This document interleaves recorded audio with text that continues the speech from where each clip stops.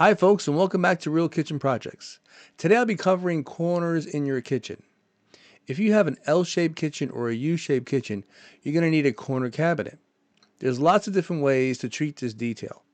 For this particular sample, I'm going to be using what they call a blind corner cabinet. You may be wondering, what's a blind cabinet? Well, let's go see.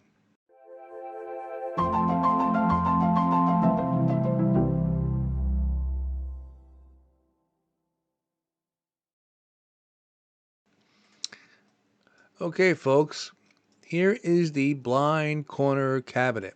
I'm sure your curiosity is getting the best of you, so here we have it. They call it a blind cabinet because you only see half the cabinet. You don't see the complete cabinet.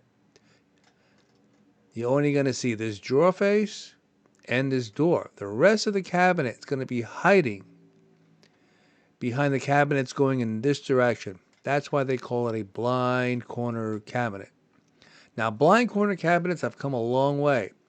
They have swing out shelves, beautiful shelves with chrome guards. It's, you can do a lot today with these blind cabinets. Back in the day, that's all you had was a shelf and the door. But depending on the cabinetry line, you can get a lot of different inserts inside your blind cabinet. But for this purpose here, this sample design, I'm going to use your basic blind cabinet. All the principles of installation remain the same. Now, the one thing you want to do before you install this cabinet is let your installer know that there's a blind cabinet going in this corner. And he needs to know that because if he installs this cabinet up against this wall without pulling it, it's going to be a disaster. Make sure your installer knows about these blind cabinets. Make sure he knows how to install one. Show him the specs of this cabinet, because this is going to be the first cabinet that he's going to install. It's going to be the corner. So let's pull this cabinet off 3 inches off the wall. And what I like to do is I go to the site and I mark 45 inches or whatever the specs call for, and I put a note right on the wall. Pull blind cabinet to 45 inches, and I put a mark. Now you covered yourself, you put the note on there, and now the installer knows that he has to pull this cabinet off the wall 3 inches. Now, what's next? Now you're saying, well, I want to put a cabinet over here. Now, typically you put the dishwasher next to the sink. In this design, I put the dishwasher. I'm going to put the dishwasher to the right, and I'll show you why. When you're putting in a sink cabinet and you're going to center it on the window, this dimension is locked. This cabinet has to be centered on this window. So that's not going anywhere. There's no variable here. This is it. And then you have this cabinet and you pulled it off the wall. So now you're saying, what do we have left between the sink cabinet and the blind? Stick a measure. 24 7/16. Now you're saying, well, I have 24 inches. I can still put this dishwasher in here. No, you cannot.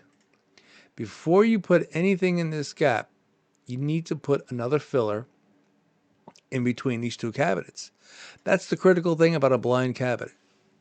You got to know how they go in. You need a 3-inch filler between these two cabinets, minimum. So I'm going to put in the 3-inch filler in for now.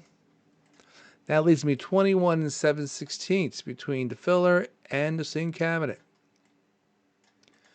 There you go. Now, cabinets are 3-inch increments. So the biggest cabinet that I can fit in there is 21. So let's put a cabinet in there. I'm going to put a cabinet. I'm going to put a wastebasket cabinet of 21 inches wide in there. Perfect. Boom. There you have it, 21 inches wide. Now you're saying, well, I still have a gap of 7/16 inches. Correct. We're going to get rid of this 3-inch filler. Get rid of that. And now we're going to get a 6-inch filler. That's what we're going to get. And you get the 6-inch filler, you buy it, and have the installer trim it on site. It'll be a little bigger than 3 inches, but that'll solve all your issues. Now these two cabinets are going to work perfectly. If you had a swing out shelf, you can open the door and have it swing out without hitting this cabinet.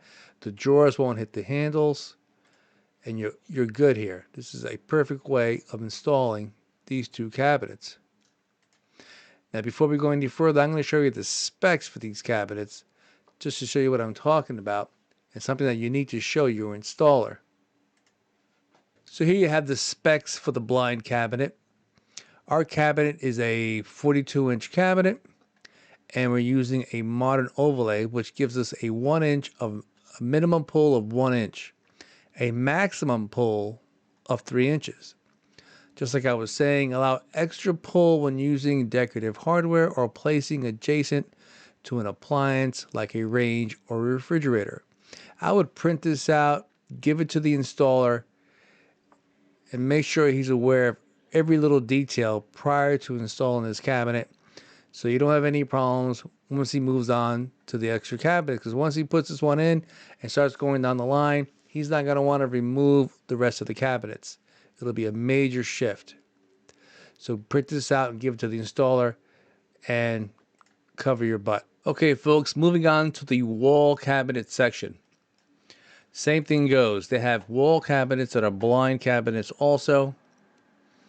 Same principles apply. As you can see, you don't see this side. You only see the side with the door. This filler here is fixed, and this is the amount that you can pull, 3 inch max. When you pull it, this covers your gap automatically. If you want to pull it even more, then you're going to have to cover this gap. This blind cabinet is 30 inches wide by 36 inches high. Let's put it into place. I'm going to slide it in right here. Again, we're going to pull it, just like we did with the base, 3 inches. Again, go to the site, mark your dimensions, and tell the installer that the wall cabinet is a blind also, and that he needs to pull it off the wall 3 inches. Next, we're going to add some cabinets along this window wall. Let's get our filler. It's going to be a wall filler here. It's going to be a 3 inch wall filler by 36 inches high. There you have it. Now let's add a cabinet to the left of this window. How much space do we have? We have 27 1/8. Perfect size for a 24-inch wall cabinet. Let's put a 24 in here. It's going to be a double door 24-inch wall cabinet. Anything beyond a 21-inch cabinet, I always use double doors. 21-inch cabinets, I really don't like using a 21-inch cabinet if I don't have to. But if I do, I'll use it. They typically only come with one door. Okay, so now we have the space between the casing and the cabinet. I want to use a 3-inch space. So let's duplicate this filler. I'll give me a placeholder. And we're going to duplicate the wall cabinet. So now we know for sure that we're 3 inches away from that casing. So there you have it. You have your casing, your gap, wall cabinet, your filler, and you're turning the corner with a blind wall cabinet. Same thing here. Let's shoot a little perspective here so we can see what we're dealing with.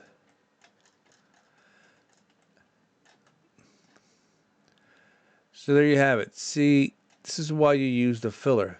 When this drawer opens, you need to avoid all the hardware and everything, and you need plenty of room. So that's why we add this filler here, and these doors need space so they don't rub. Same thing applies for the wall cabinets. Here is that fixed filler that I mentioned before. And that's how you turn the corner with a blind base and wall cabinet. Let's put a little countertop on here.